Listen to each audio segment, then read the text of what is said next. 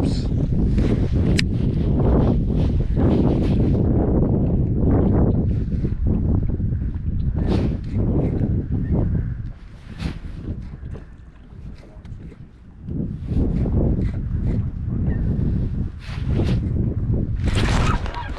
That's big, dude.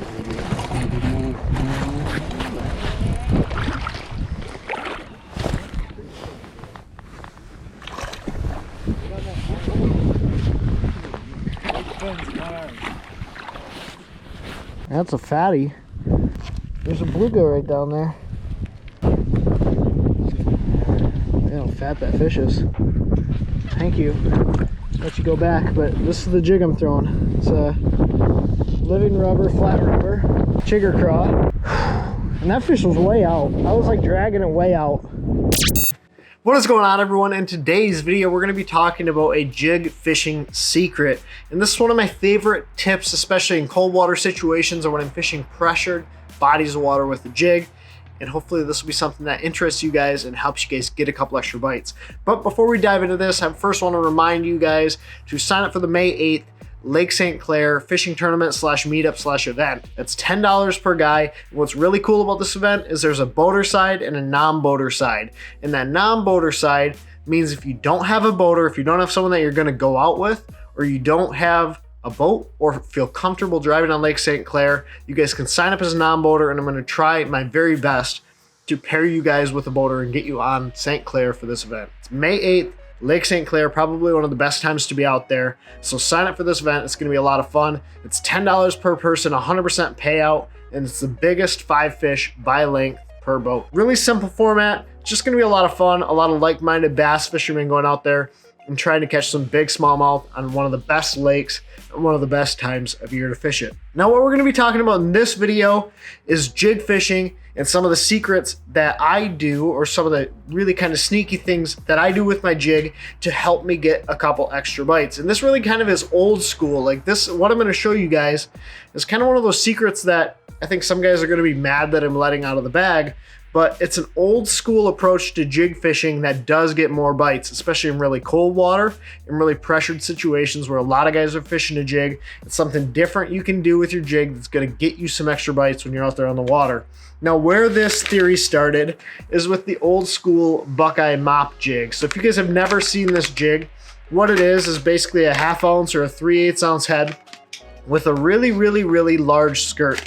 So if I take this out of the package, what you have is like a standard 3/8 ounce structure jig or casting jig that has an absolutely enormous skirt on it. So the hook ends here, the skirt comes way down to here, but if you look at the material that this jig is made out of, this is called living rubber. And what living rubber is essentially a rubber material that when it gets underwater is super, super buoyant. So what happens with this skirt is it flares up and it gets really, really big. And the reason this works so well in cold water situations or when those fish seem to be really lethargic is because living rubber, when it is flared out, has a lot of natural action. It actually looks like it's moving and living underwater. So in cold water situations where you're not moving your jig a lot, fishing a living rubber jig can get you some extra bites because all you have to do is cast it out and slowly drag it around, and this living rubber is gonna have a lot of movement by itself. Now, this is not just a super old school technique. Edwin Evers won on this jig on Grand Lake in Oklahoma. Jordan Lee won down on Lake Conroe with a big old mop jig just like that one right there. And so it's a tried, true, and proven technique.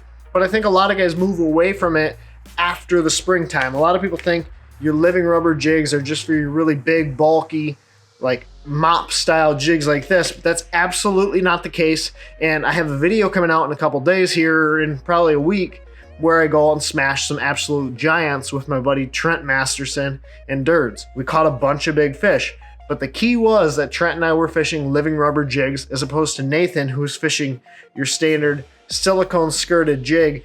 And Trent and I seem to be getting a little bit extra bites, as well as some of the bigger fish, even fishing behind Nathan. So the living rubber really does work, and it does make an impact, especially when you're out fishing early in the season. Now, what I'm typically meaning by living rubber jigs are taking your standard style jigs like this and either tying your own skirts, which is what I do, or buying them this way. And there are some companies that have living rubber skirts. Buckeye has a big old living rubber skirt, just like this one here, that you can trim down. But there are a couple companies, I know Andy's has one, and a few others. On Tackle Warehouse, I believe Phoenix Baits has a living rubber skirt.